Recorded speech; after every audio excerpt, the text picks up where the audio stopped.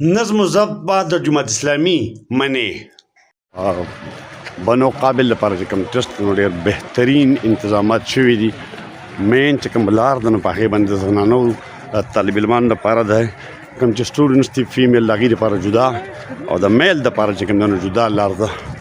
باقاعده مینس کې پړی چې کوم دی نو دغه اچولی شوی دی او دغه لار ده اور اپنے معاشرے کے لیے بھی مفید بنے. اس لیے ہمارا یہ ویژن ہے اور ہم یہ چاہتے ہیں کہ ہمارے نوجوان جو اتنی بڑی تعداد میں الحمدللہ اس پاکستان میں موجود ہیں، جو پرسنٹیج ہے وہ تقریباً 65% ہے اور 40 سال تک کی عمر کے لوگ 80% ہیں. گویا یہ جوانوں کا ملک ہے، یہ بچوں کا ملک ہے، یہ الفا اور جنریشن زی کا ملک ہے. اور جنریشن زی اس وقت پوری دنیا میں بڑے بڑے انقلاب رونما کر رہی ہے. ہمارا ویژن یہ ہے کہ اس جنریشن زی کو تنہا نہیں چھوڑا جائے. ان کا ہاتھ ہم نے تھاما ہے اور ہم یہ چاہتے ہیں کہ آپ ہمارے اس بنو قابل پروگرام کا حصہ بن کر، جو کہ ایک گیم چینجر ہے، جو پاکستان کے لیے ایک امید ہے، ایک ترقی کی طرف جو ہے ایک زبردست قسم کی سمجھ لیں کہ اس کا سفر ہے، اس میں آپ ہمارے ساتھ چلیں. ہمیں معلوم ہے کہ اس وقت پاکستان کے معاشی حالات اچھے نہیں ہیں. آپ 5 سال سے 16 سال تک کی عمر کے جو بچے پاکستان میں ہیں ان کی تعداد تقریباً 6 کروڑ سے زائد ہے.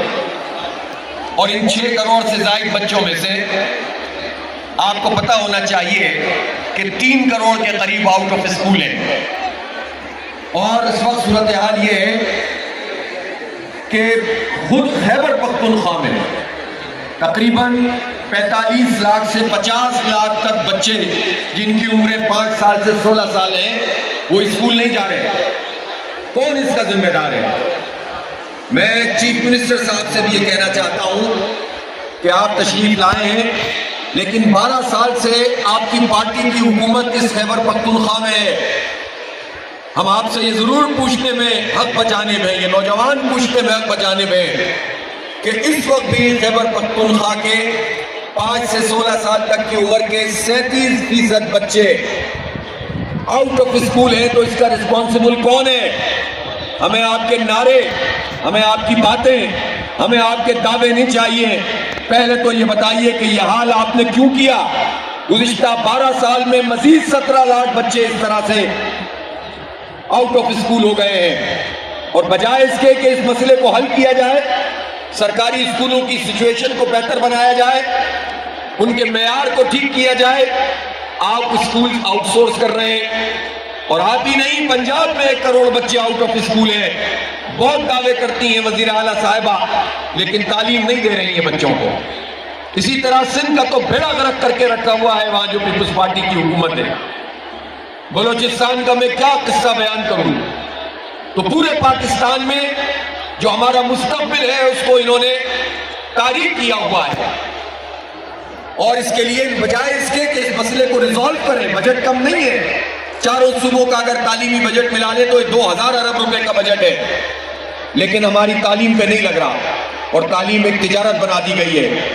ہم یہاں آئی ٹی کے کورسز فری کروا رہے ہیں، لیکن آپ یہ بتائیے کہ پاکستان میں جو ڈگری پروگرامز ہیں آئی ٹی کے، سرکاری جامعات میں بھی ان میں فیس ادا کرنا غریب کو بالکل فارغ کر دیا. مڈل کلاس لوگوں کے لیے بھی اب بہت مشکل ہو گیا ہے، لوگ سروائیول کی جنگ لڑ رہے ہیں.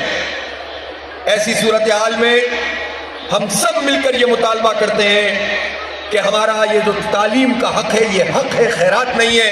ہمیں معیاری تعلیم چاہیے اور ایک جیسی تعلیم چاہیے. امیر کی تعلیم الگ، مڈل کلاس کی الگ اور غریب کی تعلیم الگ. یہ نظام اب نہیں چلے گا، اس نظام کو بدلنا پڑے گا. اور میں چاہتا ہوں نوجوانوں کہ آپ اس پوری تحریک میں ہمارا حصہ، اپنا حصہ ڈالیں اور ہمارے ساتھ چلیں.